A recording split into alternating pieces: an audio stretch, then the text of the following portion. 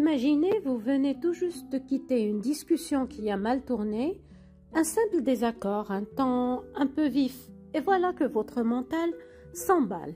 Il répète en boucle vos arguments, vos preuves, et ce « j'aurais dû répondre plutôt ça ».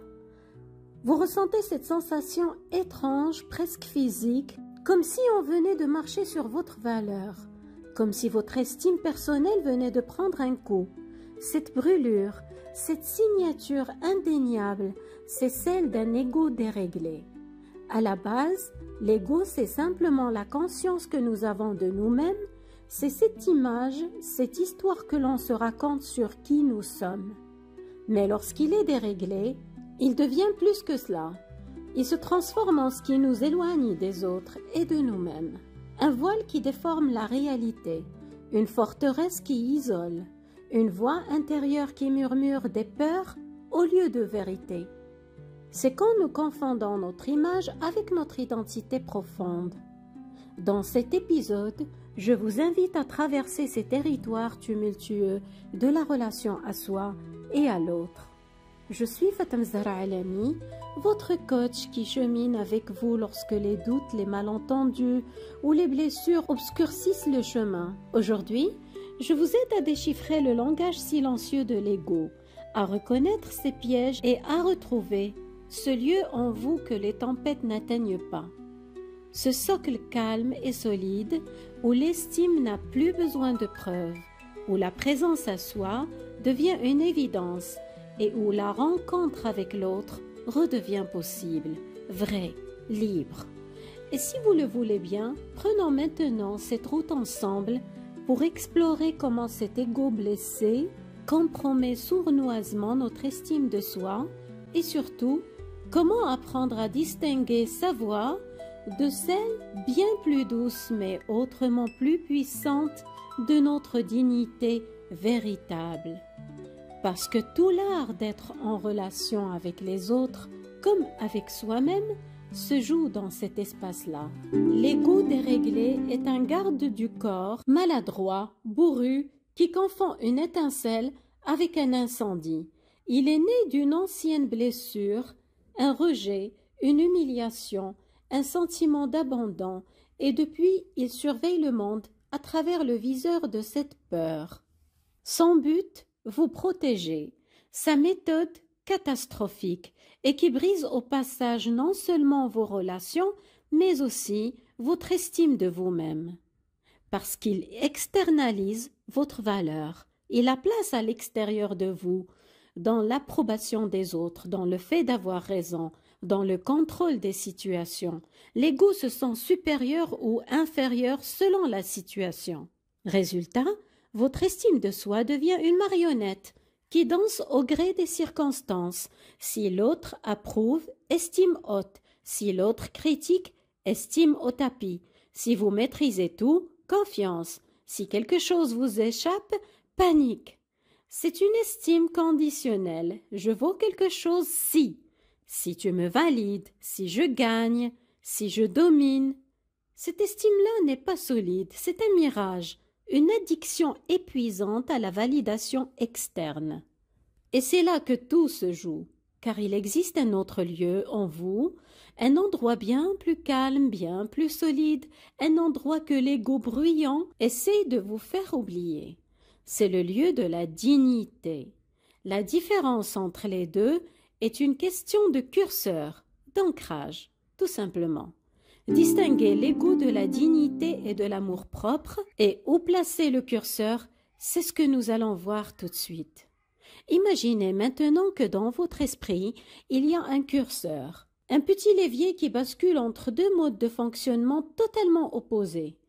D'un côté, quand le curseur est poussé trop haut, c'est le règne de l'ego déréglé. De l'autre, quand il est à la bonne place, c'est la voix paisible et puissante de la dignité qui nous guide. Je vais vous lire quelques points de comparaison, écoutez, et peut-être que vous reconnaîtrez où se place votre propre curseur dans certaines situations. Et nous allons voir en même temps comment un ego déréglé compromet l'estime de soi. Premièrement, sur le besoin d'avoir raison. Avec un ego déréglé, on se bat pour gagner. On impose sa vérité. La discussion devient un combat. Chaque victoire obtenue, en forçant l'autre à admettre notre bon droit, est une validation externe. On devient dépendant du regard de l'autre pour se sentir exister et valable. Dès que cette validation manque, l'estime de soi s'effondre. La capacité à se valider soi-même est compromise par l'ego. Avec la dignité, on exprime son point de vue avec calme et on accepte parfaitement que l'autre est le sien. On n'a plus ce besoin compulsif de gagner pour se sentir valable. C'est une validation interne, celle de l'estime de soi. Ensuite, la sensibilité à la critique. L'ego déréglé prend tout personnellement, se sent facilement attaqué. Une remarque est vécue comme une flèche, comme une attaque directe qui déclenche une tempête émotionnelle. Au lieu de pouvoir trier la critique, on se braque ou on s'effondre. Cela empêche tout feedback constructif, essentiel pour grandir et renforcer une confiance en soi authentique. La dignité, elle, opère à partir d'une distance saine. Elle se demande « Y a-t-il du vrai dans ce qu'on me dit? Que puis-je en apprendre ?» Et surtout, elle peut recevoir ce feedback sans que son estime ne soit touchée. Elle garde sa propre valeur, son self-worth intact. Puis, il y a la question du contrôle. L'ego cherche à dominer, à manipuler les situations et les personnes pour se sentir en sécurité. Cela provient d'un profond sentiment d'insécurité. Lorsque, inévitablement, on échoue à tout contrôler, cela renforce le sentiment d'échec et d'impuissance, minant encore un peu plus l'image de soi.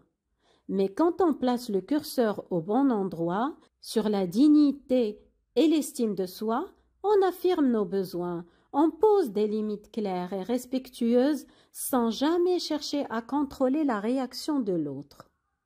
Et enfin, le fondement de tout, la source de notre valeur. L'ego déréglé externalise tout. Il agit comme un poison pour l'estime de soi. Il nous rend dépendants du regard des autres.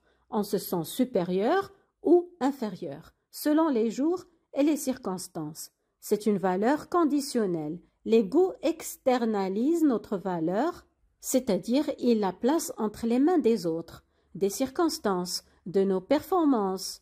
C'est une fausse estime de soi conditionnelle et donc extrêmement fragile. La dignité, elle, sait que sa valeur est intrinsèque, inaliénable. Elle ne dépend ni des succès, ni des échecs, ni de l'opinion des autres. C'est un état d'égalité fondamentale, un état de fait inaliénable. J'ai de la valeur et toi aussi.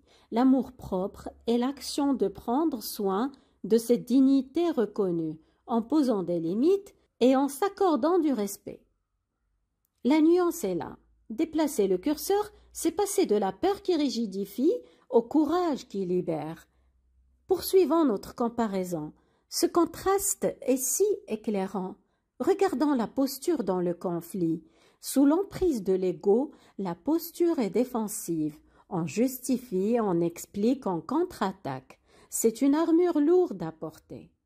Tandis que, ancré dans la dignité, on devient responsable et ouvert. On est capable de dire « j'ai tort » ou « je ne savais pas » sans que cela n'ébranle notre identité profonde. La vulnérabilité, ici, devient une force.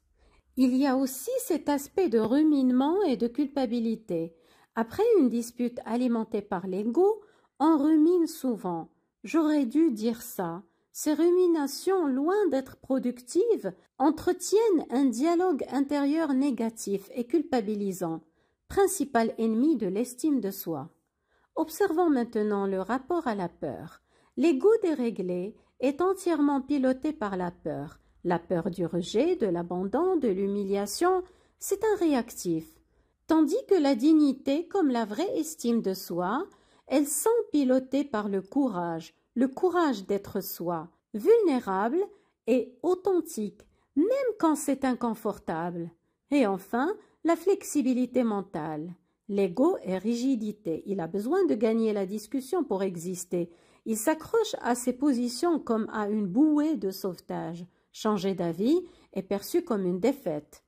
La dignité, elle, est flexibilité. Elle peut adapter son point de vue, composer, évoluer avec les nouvelles informations sans se sentir menacée dans son existence. Elle n'a pas besoin de gagner. Elle existe simplement.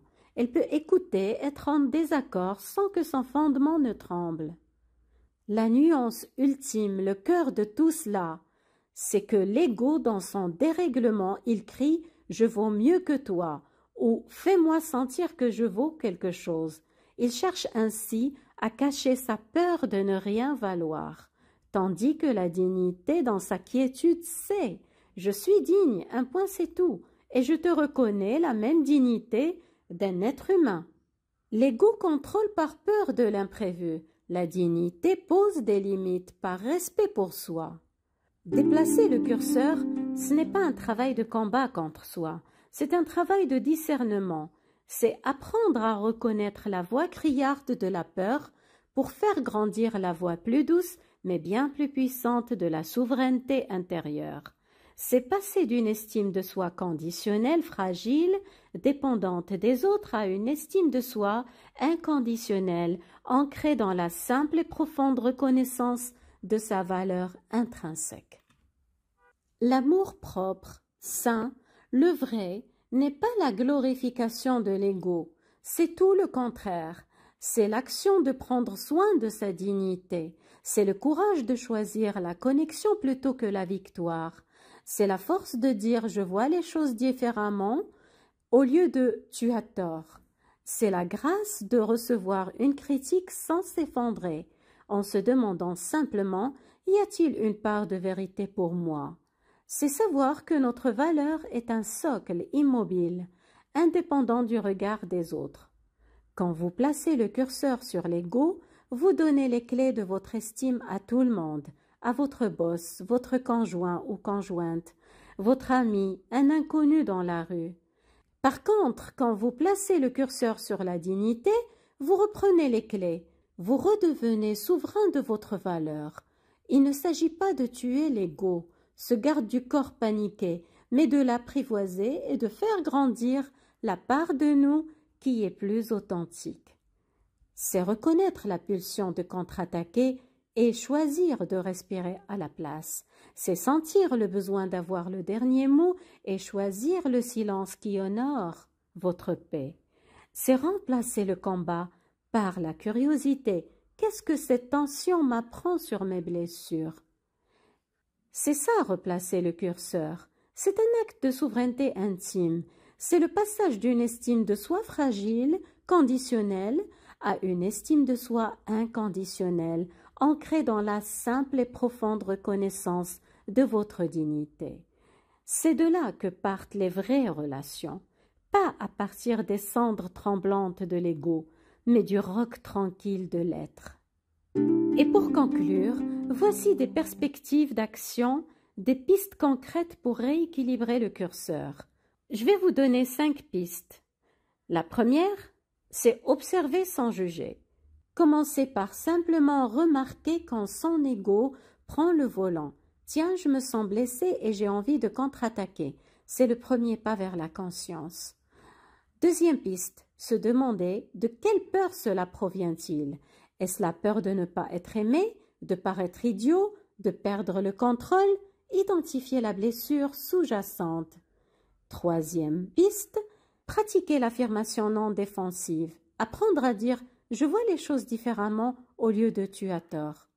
Quatrième piste, cultiver l'autocompassion. Au lieu de se juger sévèrement après une réaction égotique, traiter sa blessure avec bienveillance. Oui, j'ai surréagi, j'avais sans doute peur. Maintenant, comment puis-je réparer ça ou comment je peux faire autrement à l'avenir? Cinquième et dernière piste, ancrer sa valeur en soi par des pratiques comme la méditation, la journalisation, écrire ses qualités, ses forces, ses petites victoires personnelles pour internaliser le sentiment de valeur. L'ego construit des murs pour se protéger. mais ce sont ces mêmes murs qui nous emprisonnent et nous coupent de nous-mêmes et des autres. La dignité, elle, est un jardin intérieur et n'a pas besoin de murs pour exister. Elle se cultive avec bienveillance. Et plus elle est forte, plus nos relations deviennent des terrains de rencontre et de croissance plutôt que des champs de bataille. Quand je parle de self-worth, je parle de cette conviction profonde et inconditionnelle que l'on a de la valeur, simplement parce que l'on existe. Ce n'est pas une opinion, un sentiment ou un état d'esprit qui fluctue. Non, c'est un état d'être, un fondement. Imaginez-le comme le socle invisible sur lequel tout le reste se construit. L'estime de soi, la confiance en soi, les relations que l'on choisit. L'ego déréglé ignore complètement le concept de self-worth. Il externalise toute la valeur. Il vous fait croire que vous devez gagner, être approuvé, être aimé, réussir pour devenir valable.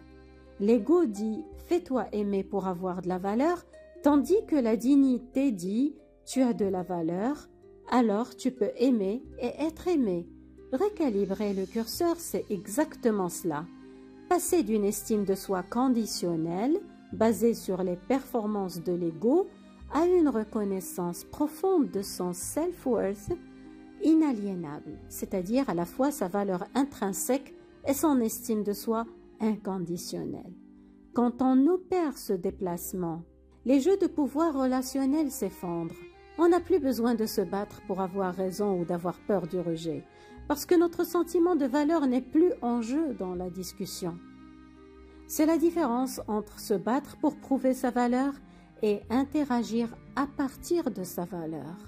C'est la pierre angulaire de tout le travail sur l'ego, parce que la plus grande relation à gérer est celle que vous entretenez avec cette part de vous qui a toujours cru devoir se battre pour exister. Lâchez doucement les armes de l'ego. Et rappelez-vous, l'accueil de votre vulnérabilité n'est pas une défaite, mais le terrain fertile où la véritable rencontre avec vous-même et avec les autres peut enfin germer. Et surtout, prenez soin de vous.